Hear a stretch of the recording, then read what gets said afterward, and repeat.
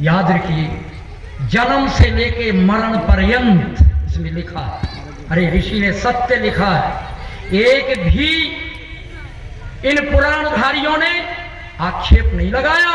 गुलामी काल में लिखा गया था ये।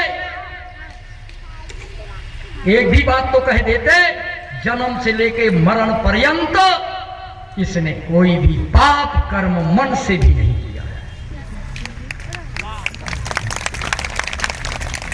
ये लिखा। महिलाओं के साथ नाचना कृष्ण का काम है। योगी राज था, वो अष्टांग योग का अंदर से पालन करता। इतने कहते हैं उसकी गोपिकाएं थी, राधा नाम को आगे जोड़ दिया, पत्नी को मिटा दिया। उनकी पत्नी को किसने मिटाया? आज कोई नाम नहीं जानता है। रुक्मिणी का अपमान करना, ये देश का नाश होगा। ये रुक्मिणी का अपमान है। कृष्ण के साथ रुक्मिणी नहीं जोड़ा जा रहा है, राधा जोड़ा जा रहा है। राधा कौन थी? राम के साथ सीता जोड़ी जा, शंकर के साथ गौरी जोड़ी जा, और कृष्ण के साथ किसको जोड़ना चाहिए जी? रुक्मिणी को जोड़ना चाहिए। इन भागवतकारों ने राधे राधे कह करके हमारे उस रुक्मिणी का अपमान हुआ है। बचेगा नहीं देश, ऐसी देवी का जब अपमान हो। इतनी सदाचारणी देवी थी वो। गृहस्थ काल में जाकर के केवल एक ही संतान का संकल्प लेके कृष्ण को बरा था, और आप जैसी संतान ही मुझे चाहिए। और उन्होंने दोनों ने कठोर ब्रह्मचर्य का पालन, कठोर तपस्या करके एक ही बालक पैदा किया था। ये भागवत की बातों में मत पड़ जाना। एक पत्नी और एक ही बेटा पैदा किया था जीवन में। और वो कैसा बेटा था? ऐसा बेटा था कि रुक्मिणी पहचान नहीं पाती थी कृष्ण है या मेरा ये बेटा है। हाथ जोड़ करके कृष्ण के चरणों में गिर गई।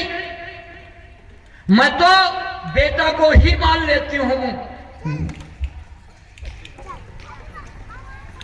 मेरा पति आ गया, इच्छा तो मेरी पूरी कर दी आपने।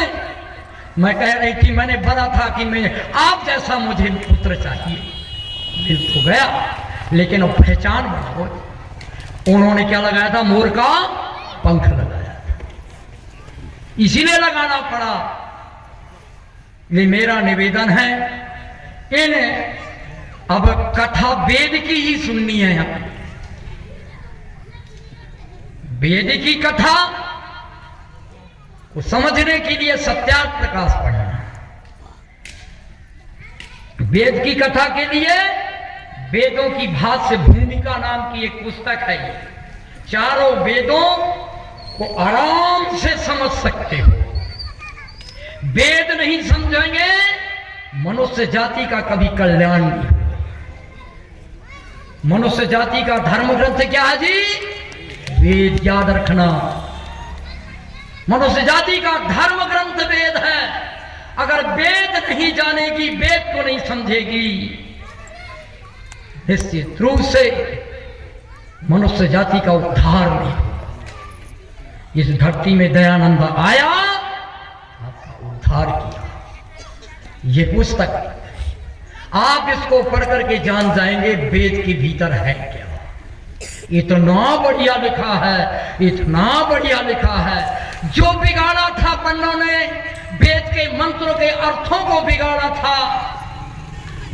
हिल्याचार, प्रहलाद की कथा, गौतम की कथा, जो पुराणों ने बिगाड़ करके वेद के मंत्रों से घटाया था।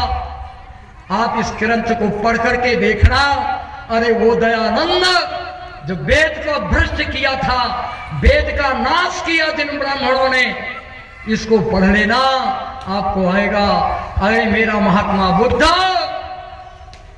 स्वामी दयानंद से पहले हुआ था। संविधान कह रहे थे अगर वेद पढ़ लेता तो कभी महात्मा बुद्ध नास्तिक नहीं।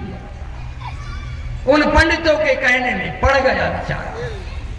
तो मेरा निवेदन है अब हमें इस वेद भाष्य भूमिका का कथा करानी है, सत्याग्रह प्रकाश की कथा करानी है।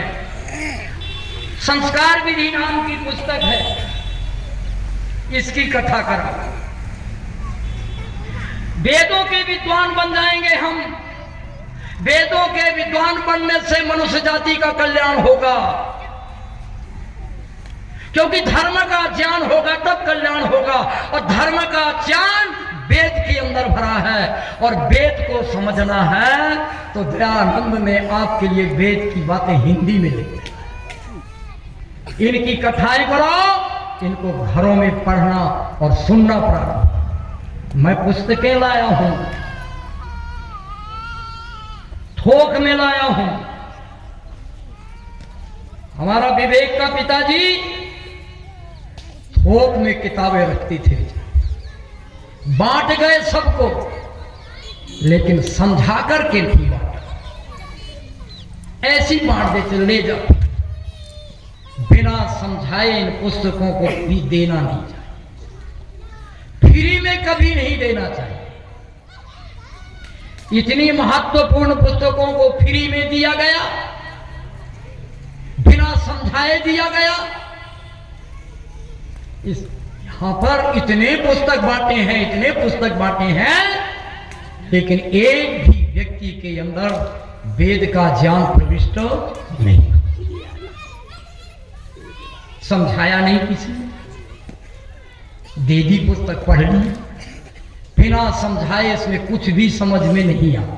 लिखी जरूर हिंदी में है, पर समझाए बिना आता ही। ये छोटी सी पुस्तक है पंचमहायज्ञ विधि, यही नहीं आती लोगों को।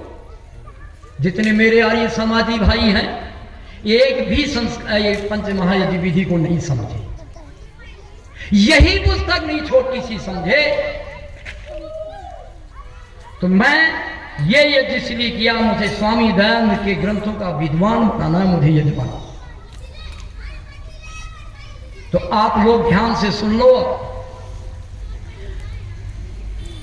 कि आपको अपने घर को सुख की सामग्री से भर देना और सुख